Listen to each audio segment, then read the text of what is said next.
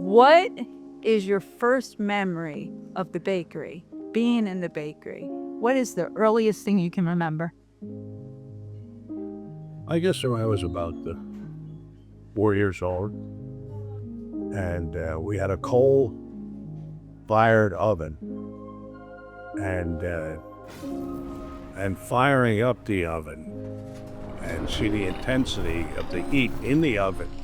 In the beginning, my father left Germany because of the inflation.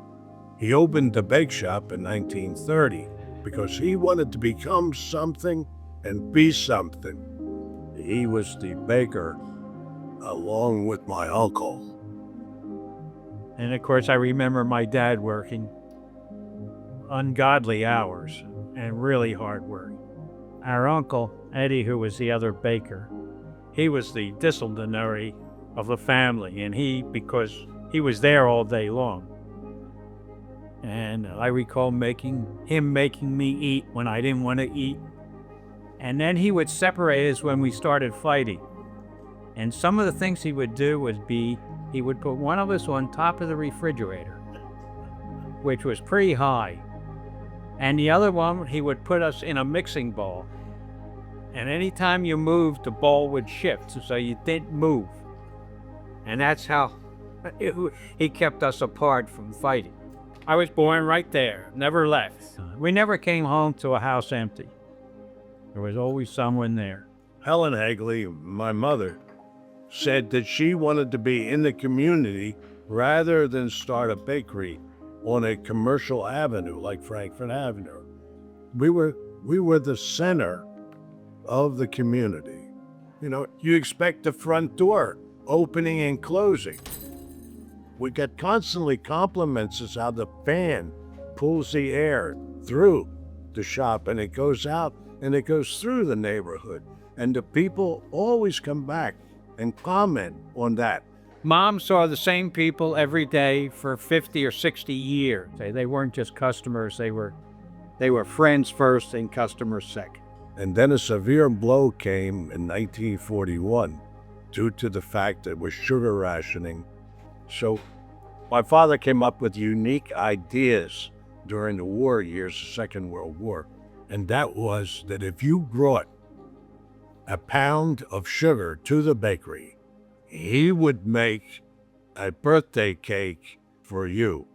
But you had to pay for the cake, but you also had to bring sugar due to the fact that it was not available.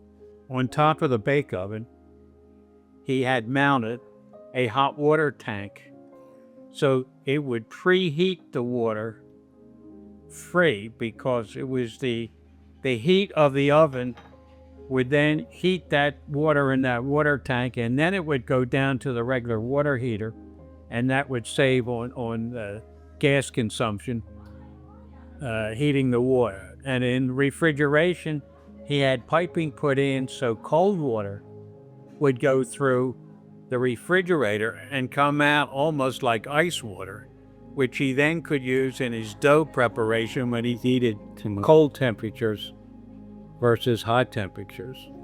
Well, the major turning point was the death of my father. Really premature death. 49 years of age, had not yet hit 50.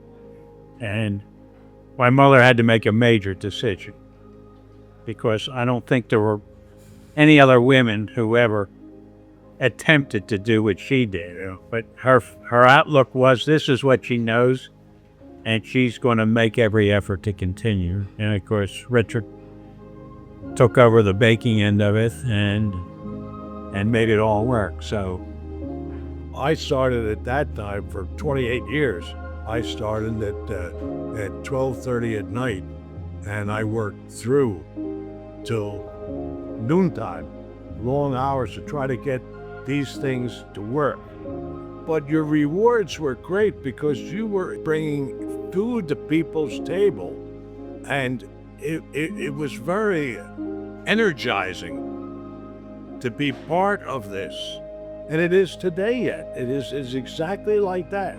And when you don't have it, you wonder what's missing in your lives,